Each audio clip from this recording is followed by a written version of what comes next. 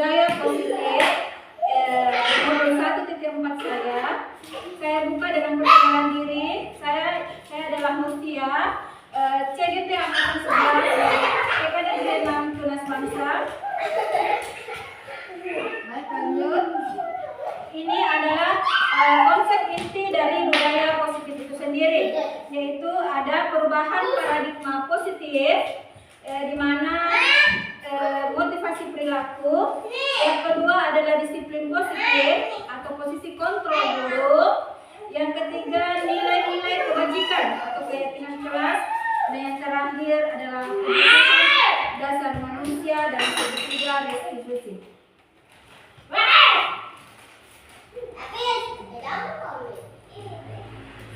Lanjut, ini adalah pembelajaran dengan paradigma baru. Pembelajaran dengan paradigma baru merupakan pembelajaran yang dirancang berdasarkan prinsip pembelajaran berdiferensiasi, sehingga peserta didik belajar sesuai kebutuhannya berdasarkan tahap perkembangan sesuai teori psikologi modern yang atau untuk mewujudkan profil pelajar Pancasila, di mana di sampingnya ada profil pelajar Pancasila, yaitu berkebinekaan global, gotong royong, kreatif, bernarasi, mandiri dan beriman dan bertakwa terhadap Tuhan Yang Maha Esa. Lanjut, di sini adalah disiplin positif. Nah, di sini pengertian disiplin positif itu sendiri adalah pembiasaan atau pembiasaan hal yang baik, mencakup sikap dan perilaku maupun tutur kata oleh seluruh warga sekolah, terutama bagi murid, agar dapat berkembang menjadi pribadi yang kritis, mandiri dan bertanggung jawab. Nah, sebagai pendidik kita adalah menciptakan peserta didik yang memiliki disiplin diri, sehingga mereka berperilaku mengacu kepada nilai-nilai kebajikan universal dan memiliki motivasi dalam diri menuju perubahan perilaku ke arah yang lebih baik. Baik, lanjut.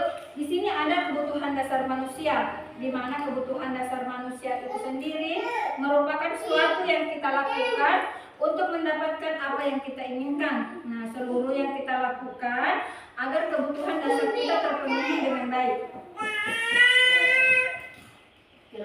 Nah, di sini ada 5 kebutuhan dasar manusia. Yang pertama yaitu bertahan hidup, kasih sayang dan rasa diterima. Yang ketiga penguasaan. Yang keempat kebebasan. Dan yang kelima itu adalah kesenangan. Baik, di sini motivasi perilaku manusia. Ada beberapa motivasi perilaku manusia. Yang pertama yaitu untuk menghindari ketidaknyamanan. Jadi motivasi perilaku manusia ini biasanya mereka menghindari ketidaknyamanan atau tidak mau dihukum. Yang kedua yaitu mendapat imbalan. Jadi mereka berperilaku karena ingin dipuji, ingin mendapat imbalan atau penghargaan dari orang lain. Yang ketiga, ingin menjadi orang yang mereka inginkan dan menghargai diri sendiri dengan nilai-nilai yang mereka kuasai. Selanjutnya konsep disiplin. Di sini ada 2 konsep disiplin dengan identitas gagal dan konsep disiplin dengan identitas sukses. Dan yang pertama dengan identitas gagal, di mana konsep di sini sebenarnya pemberian hukuman ataupun penghargaan di dalam disiplin positif itu adalah merupakan pemberian identitas yang gagal untuk murid itu sendiri, di mana hukuman itu menyakitkan, tidak nyaman, murid takut, memaksa murid menyembuhkan kesalahan, menyembunyikan kesalahan. Jadi hukuman yang kita berikan nantinya itu akan berdampak kepada murid sehingga mereka terkadang menyembunyikan kesalahan mereka sendiri. Yang kedua yaitu penghargaan. Jadi reward atau pemberian penghargaan sebenarnya tidaklah efektif dilakukan pada murid. Kenapa? Karena ini akan merusak hubungan, mematikan kreativitas, menghukum dengan sistem ranking. Jadi pemberian ranking atau pemberian reward sebenarnya itu akan menghukum mereka secara pribadi, bahkan mereka ingin berbuat sesuatu karena ingin diberi hadiah. Seperti itu. Ya, selanjutnya, nah inilah konsep disiplin dengan identitas sukses. Yang pertama ada konsekuensi, yang kedua restitusi.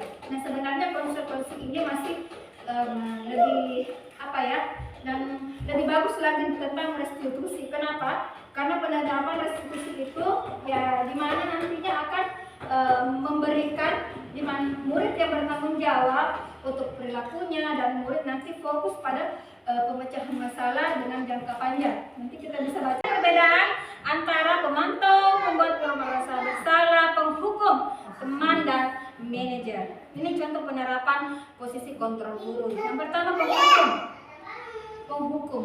Nah, patuhi aturan sekolah dan berdiri di depan kelas. Nah, biasanya kita pernah dengar kan?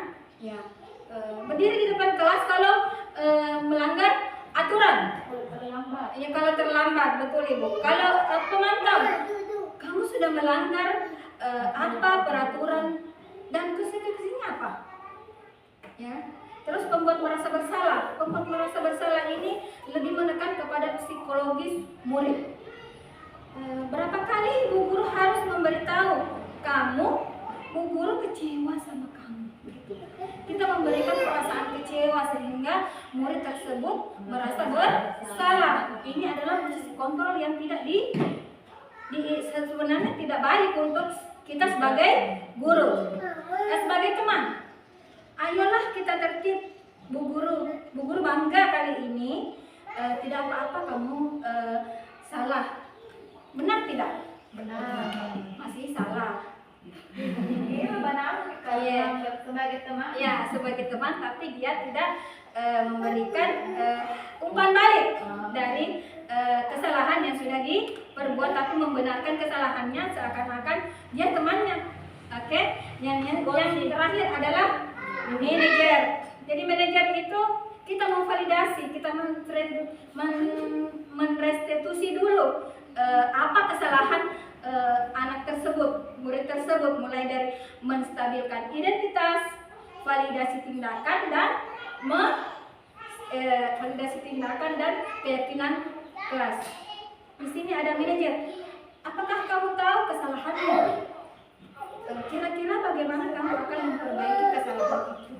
Jadi kita kembalikan kepada yang pertama menstabilkan identitas mereka, yang kedua validasi tindakan yang mereka lakukan, dan yang ketiga nanti kita akan memberikan keyakinan kelas yang sudah disepakati.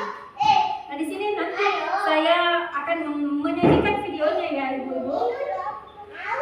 Lanjut kita ke keyakinan kelas. Mengapa keyakinan kelas? Mengapa tidak peraturan kelas saja? Nah, di sini kita ambil perumpamaan. Mengapa kita memiliki peraturan tentang penggunaan helm pada saat mengendarai kendaraan roda 2? Kita mengambil perumpamaan saja ya.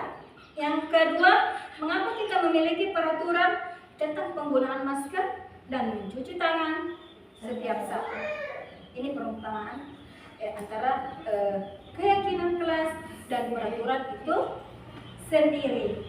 Baik, ini adalah kegiatan membuat keyakinan kelas guru bersama murid di kelas. Yang pertama yaitu karena kita ada di taman kanak-kanak, tidak mungkin anak taman kanak-kanak disuruh membuat keyakinan kelasnya sendiri. Jadi dengan bantuan dari ibu guru, kita membuat keyakinan kelas, lalu meminta persetujuan dari murid, meminta umpan balik lagi sesuai dengan bahasa mereka sendiri. Dan yang terakhir yang itu menempelkan sticky note. Jadi sticky note-nya di sini berbeda. Ada gambar senyum dan ada gambar marah serta tidak mau ya. Jadi saya tampilkan, oke, anak-anak setuju tidak dengan keyakinan kelas yang kita sudah sepakati tadi? Setuju Bu Guru? Oke, jadi silakan. Assalamualaikum warahmatullahi wabarakatuh. Waalaikumsalam warahmatullahi wabarakatuh. Terima kasih atas kesempatannya. Sedikit saya ingin menanyakan tentang pemberian tadi disinggung pemberian reward atau hadiah. Mungkin kalau di sekolah-sekolah lain itu pemberian reward atau hadiah itu memang dari dulu juga memang dianggap penting karena tujuannya adalah untuk memicu memotivasi anak supaya ingin meraih kesuksesan. Namun begini, tadi dijelaskan bahwa salah satu bentuk identitas gagal itu seperti pemberian reward, di mana memaksa anak untuk hanya berbuat hanya untuk mendapatkan sesuatu. Tapi yang dulu itu bahwa memang dianjurkan memberikan reward itu sebagai bentuk apresiasi guru terhadap usaha didik agar teman lain termotivasi melakukan hal yang sama dengan temannya. Kalau pemberian reward itu dianggap tidak penting dalam proses belajar mengajar anak, pertanyaan saya dalam bentuk apakah diberikan kepada anak sehingga anak bisa termotivasi seperti temannya?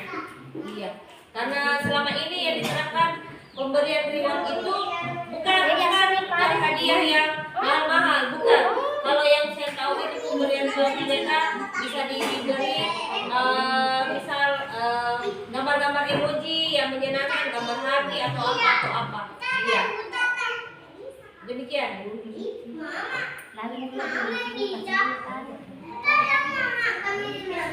Baik, terima kasih atas pertanyaan yang diberikan. Saya akan menjawab pertanyaan dari Ibu Jo atas pemberian reward. Baik, selama ini kita memang menganggap bahwa pemberian reward itu adalah hal yang bisa membangkitkan semangat peserta didik. Namun setelah saya belajar tentang budaya positif di modul 1.4 ini, saya baru tahu bahwa ternyata pemberian reward itu ada baiknya kita meminimalisir di sekolah. Kenapa? Karena itu akan berdampak kepada psikologisnya anak-anak sehingga mereka tidak mau belajar lagi atas kemauannya sendiri. Halo, apa kabar? Baik, hari ini kita mau membuat keyakinan kelas bersama-sama. Setuju tidak? Setuju tidak kita bikin keyakinan kelas bersama-sama?